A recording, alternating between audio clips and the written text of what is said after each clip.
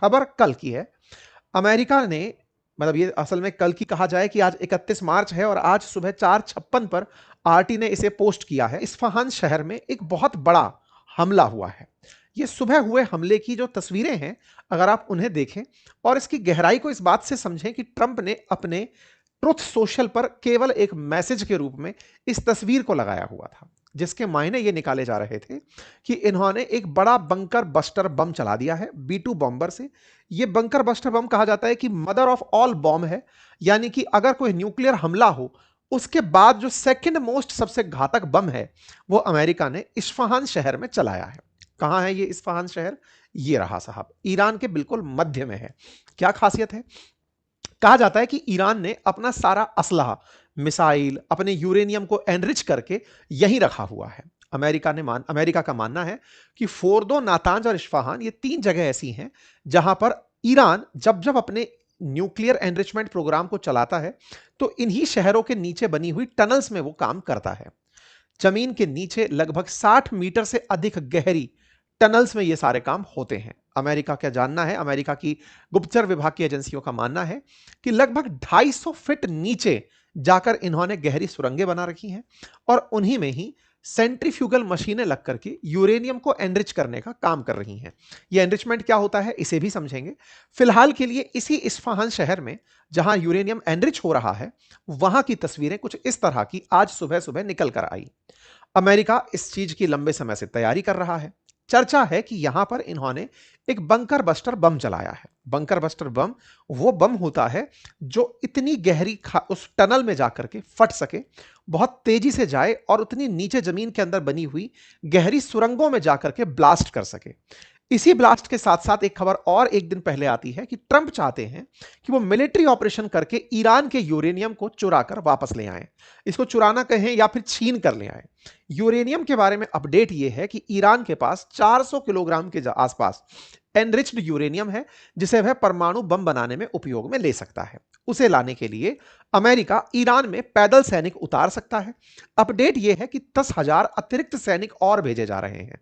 अभी एक दिन पहले ही 3500 सैनिक की खबर आपने सुनी थी, अब 10,000 और सैनिक भेजने की बातें चल रही हैं। कुल मिलाकर अमेरिका ने जिस उद्देश्य से इस युद्ध को शुरू किया था, उद्देश्य था कि ईरान यूरेनियम के माध्यम से न्यूक्लियर बम ना बना ले, दूसरा अपने मिसाइल प्रोग्राम को बंद करे, तीसरा अमेरिका को धमकाना बंद करे।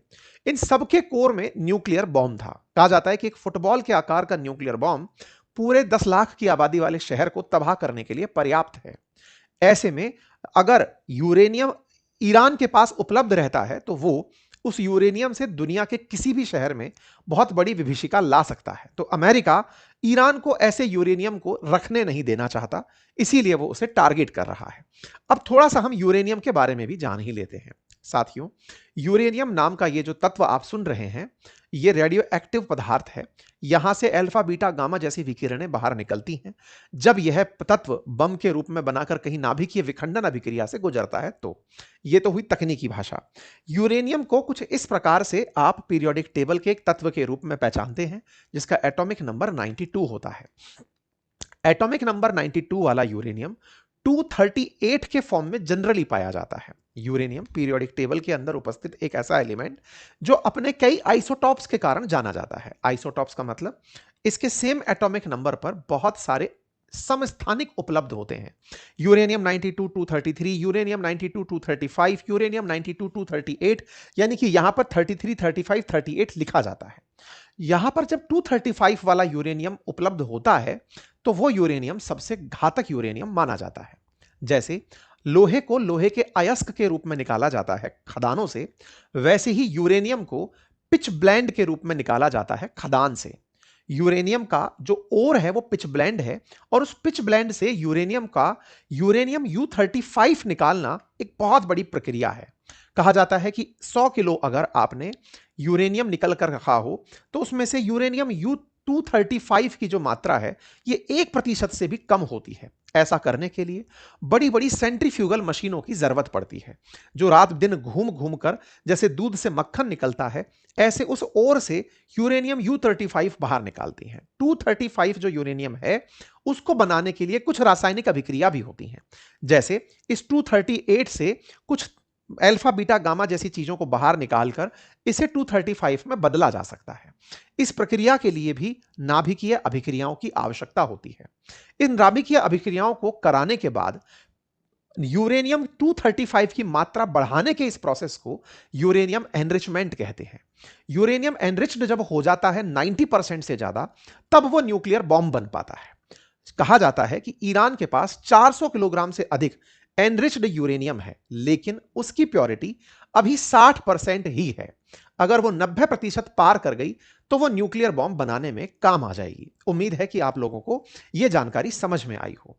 3 से 5% तक ही अगर एनरिच्ड यूरेनियम होता है तो वह न्यूक्लियर पावर प्लांट में काम आ जाता है। अगर 20% तक है तो उसे हाई लेवल का एनरिच्ड यूरेनियम माना जाता है, लेकिन उससे वेपन नहीं बनते। लेकिन 90% से ज्यादा अगर एनरिच्ड है तो उसे वेपन ग्रेड यूरेनियम माना जाता है, जिससे परमाणु बम बनाए जा सकते हैं। अर्थात यूरेनियम का आइसोटॉप 235 न्यूक्लियर बॉम्ब बनाने में उपयोगी होता है और उसको बनाने में ईरान दिन रात मेहनत कर रहा है। ईरान अपने पास अपनी खदानों से निकले हुए यूरेनियम के आइसोटॉप्स को दिन रात सेंट्रीफ्यूज मशीनों में लगातार काम करता चल रहा है। कहते हैं कि 2015 में जब दुनिया के साथ एक समझौता किया था ईरान ने, उस समय यह तय किया था कि एक मात्रा से अधिक यूरेनियम ईरान नहीं रखेगा। लेकिन 2018 में अमेरिका जब इस समझौते से बाहर आ गया, तब ईरान ने बहुत तेजी से यूरेनियम का स्टॉक बढ़ाना शुरू कर दिया। कहते हैं कि इन तमाम लगी हुई मशीनों से, ये ईरान के एक राष्ट्रपति हैं अहमदीनेजाद, जो कभी पहले हुआ करते थे, वो इन सेंट्रीफ्यूज मशीनों के साथ आपको दिखाई दे रहे हैं, जहां यूरेनियम का एनरिचमेंट हो रहा होता है। अर्थात न्यूक्लियर वेपन बनाने से पूर्व की जो प्रक्रिया है, उसमें यूरेनियम 235 का होना जरूरी है। और उसको बनाने के लिए यहां पर निरीक्षण करती हुई कुछ तस्वीरें जो ये दावा करती हैं कि यूरेनियम इनके पास पर्याप्त मात्रा में है। ठीक है। अब आप में से कुछ लोग ये कहेंगे कि सर 2025 के जून में भी तो ट्रंप ने कहा था कि हमने ईरान पर हमला करके उनका न्यूक्लियर वेपन बनाने का प्रोग्राम रद्द कर दिया है, अब वो नहीं बना पाएंगे। तो ऐसा उस समय क्या हुआ था? तो असल में जिन टनल्स के अंदर यह काम चल रहा है, जिन गहरी टनल्स में यह काम हो रहा है, 2025 में B2 बॉम्बर्स के थ्रू अमेरिका ने हमला करके इन मशीनों को नुकसान पहुंचा दिया था। यानी कि एनरिच्ड यूरेनियम बनाने में जो मशीनें लगी हुई हैं, वो काम की नहीं बची थी। ट्रंप ने ऐसा उस समय अनाउंस किया था और एक भारी मलबा बन गया था। इस काम को करने के लिए अमेरिका ने B2 बॉम्बर का इस्तेमाल किया था। ये एक इनका 6th जनरेशन सो कॉल्ड, हालांकि 5th जनरेशन से 6th जनरेशन के बीच में है, स्टेल्थ टेक्नोलॉजी से युक्त एक हवाई जहाज है जो सबसे भारी बम यानी कि 2000 टन तक के बम को ले जाने की क्षमता क्लेम की जाती है कि यह बंकर बस्टर बम ले जा सकता है। ऐसी जगह बम गिरा सकता है, पेनिट्रेशन कर सकता है, पहाड़ों में छेद कर सकता है, ऐसे बम गिरा सकता है। न्यूक्लियर बम के बाद सबसे घातक बम गिराने की क्षमता ये वाला जो विमान है ये रखता है। इन्हीं माध्यम से अमेरिका ने पिछली बार हमले करवाए थे और जो हमले हुए थे उसमें 13,600 किलोग्राम के बमों का इस्तेमाल किया गया था, जो कि लगभग 200 फीट की गहराई तक जाकर के नुकसान पहुंचा सकते थे, क्योंकि ईरान ने गहरी टनल्स में इस तरह की सुविधाओं को रखा हुआ है। लेकिन 25 जून के दिन खबर निकलकर आती है कि ईरान पर हुई इस स्ट्राइक ने, अमेरिका ने जो स्ट्राइक की, इससे इनका न्यूक्लियर प्रोग्राम खत्म नहीं हुआ। यहां पर चर्चा बनी कि हो सकता है कि ईरान ने अपने उस 400 किलोग्राम यूरेनियम को वहां से छुपाकर कहीं और रख दिया हो। यह सारी की सारी जानकारी इस्फहान की ही इन टनल्स में है जहां पर आज हमला हुआ है।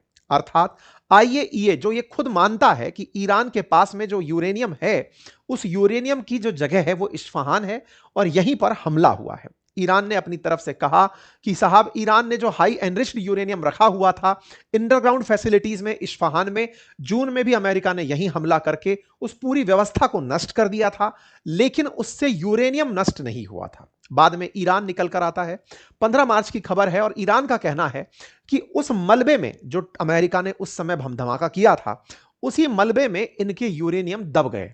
जो 400 किलोग्राम के आसपास का यूरेनियम है वो इनके उस मलबे में कहीं दबा हुआ है, जो अमेरिका ने जून 2025 में हमला करके पैदा कर दिया था।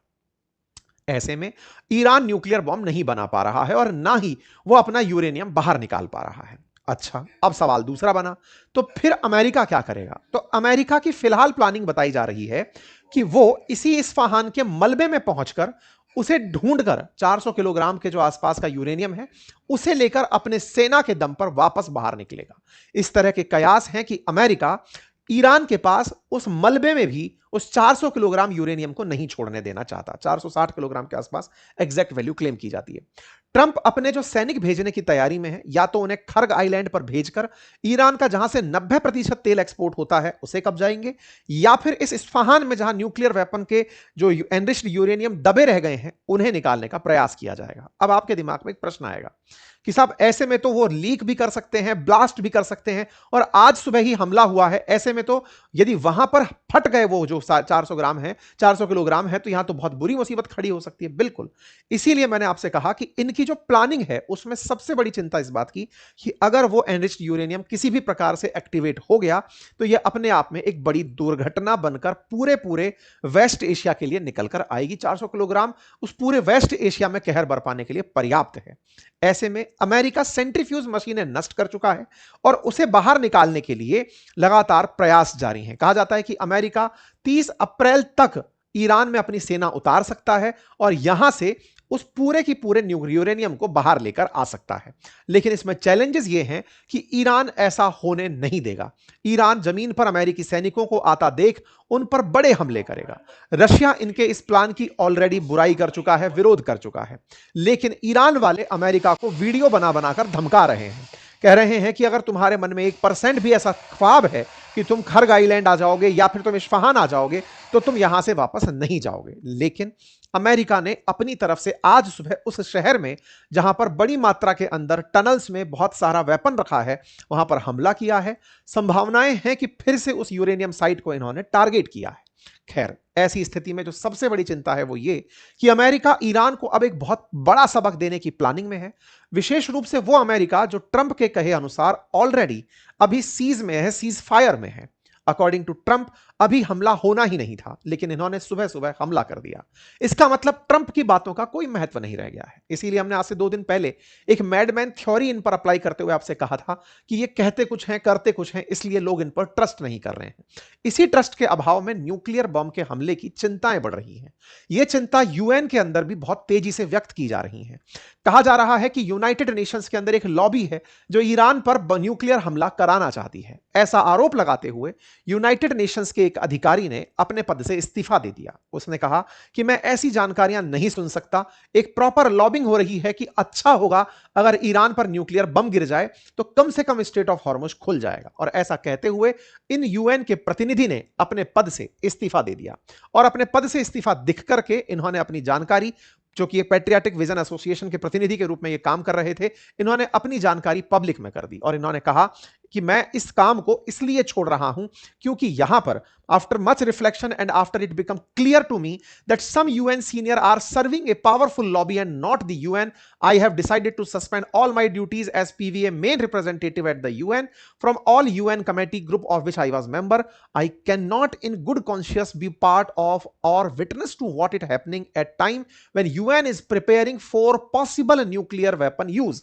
ऐसा कहते हुए मोहम्मद सफा नाम के इस एग्जीक्यूटिव डायरेक्टर ने अपने पद से इस्तीफा दे दिया और कहा कि जिस जगह तैयारी ही इस बात की चल रही हो कि ईरान पर न्यूक्लियर बम गिर सकता है, मैं वहां पर नहीं बैठ सकता। इस बात पर पीवीए, जो कि एक इंटरनेशनल ऑर्गेनाइजेशन है, स्पेशल कंसल्टेटिव स्टेटस रखता है, उसने इनके इस कदम की सराहना की कि तुमने बढ़िया किया, अच्छा किया तुमने अपने पद को छोड़ दिया, क्योंकि अगर ऐसी स्थितियां उत्पन्न होती हैं जहां दुनिया न्यूक्लियर हमले की प्लानिंग कर रही हो, जहां पर 1 करोड़ से ज्यादा आबादी रहती हो और वहां पर न्यूक्लियर बॉम्ब गिराने की तैयारी हो रही हो, वहां पर नहीं होना चाहिए। इन्होंने बढ़िया खूब सारी तरह से प्रतिक्रियाएं लिखी और अपनी तरफ से यही कहा कि न्यूक्लियर वेपन का रिस्क इस समय दशक में सबसे ज्यादा और हाइट पर पहुंच गया है। ऐसा कहते हुए इन्होंने अपने पद से इस्तीफा दे दिया है।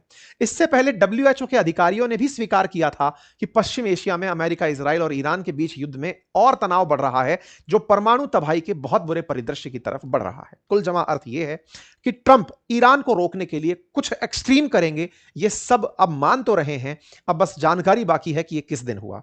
आप लोग इसे कैसे देखते हैं जरूर बताइए। चैनल पर नए हैं तो सब्सक्राइब कर लीजिए। लिंक कमेंट बॉक्स में है। अगर आप भी चाहते हैं कि आपकी एक प्रोफाइल वेबसाइट हो, आप उसे सीखना चाहते हैं, आप अपने काम के लिए, अपने प्रोफेशन के लिए, अपने ऑफिस के लिए एक वेबसाइट अगर डिजाइन करना चाहते हैं तो आइए, इस बार वाइब कोडिंग से हम लोग फ्री वेबिनार में इसको बनाना सीखते हैं। लिंक कमेंट बॉक्स में पिन है। धन्यवाद।